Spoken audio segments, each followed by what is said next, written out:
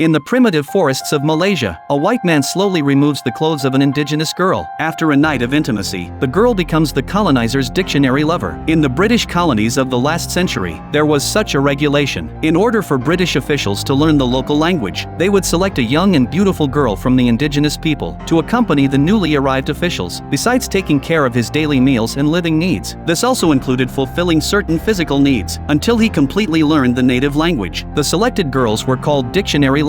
Except for not being able to marry the officials, their lives were almost no different from wives. Jack comes to Sarawak, Malaysia, hoping to build schools there. At night, Jack learns foreign languages with Julie. Under Julie's personal instruction, he gradually gains understanding of the local language and learns from Julie that her father, like Jack, was also a British official who came here to govern. He returned to England when she was 4 years old, and there's been no news since. The only thing left behind is the fairy tale book on the table, but she can't understand the English in the book, so Jack teaches her how to spell the words in the book. As the two grow closer, an ambiguous feeling fills the air around them. Finally unable to resist their desire for each other, they kiss passionately. After their intimate moment, Julie gets up to leave. Jack is somewhat confused. One second she was passionate as fire, the next second she wants to leave. It turns out local customs dictate that if a man and woman wake up together for 5 consecutive days, it means they should get engaged. Julie's words leave Jack speechless. The next day, Henry's daughter Anna comes to the tribe for vacation. She's a top graduate from Oxford University, majoring in human sociology. Her graduation thesis was about the Iban people's way of life. It also discussed customs related to dictionary lovers. Everyone believes one shouldn't develop feelings for dictionary lovers. Only Jack's viewpoint differs from everyone else's. He feels the local indigenous